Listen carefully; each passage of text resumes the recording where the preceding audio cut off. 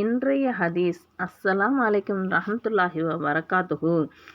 அல்லாஹ் போதுமானவன், risk அவரிடம்தான்.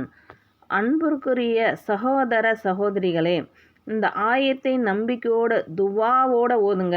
Risk பற்றி பயம் மனசுக்குள்ளே இருந்தால் அந்த ஆயத்தை ஓதுங்க, அதிகமாக ஓதுங்க. இதுக்கு ஒரு ஆதாரம், இந்த உலகத்தில் பல பேரோட கவலை, வேலை, சம்பளம், நாளை வாழ்க்கை எப்படி, முயற்சி இருக்குது ஆனால் நிம்மதி இல்லை. அப்படிப்பட்ட நேரத்தில் அல்லாஹ் நமக்கு கொடுக்கிற ஒரு அழகான ஆயத்து இது. பூமியிலே நடமாடும் ஒவ்வொரு உயிருக்கும் அதன் ரிஸ்க் அல்லாஹ்விடம் இருக்கிறது.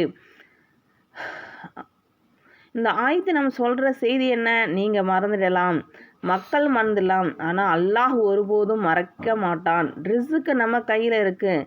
நம்ம வேலை மட்டும் நம்ம கையில் இல்லை, நம்ம வேலை மட்டும் நம் கையில் இருக்குது.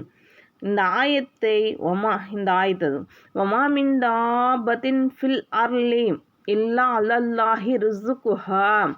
இந்த ஆயத்தை ஃபஜ்ர் தொழுகைக்கு பிறகு 7 முறை ஓதுங்க. யா அல்லாஹ், என்னோட ரிஸ்கை ஹலாலான ரிஸ்கா விசலமாக்குவாயாக. மனசில் சொல்லிக்கிட்டே நிதானமாக ஓதுங்க.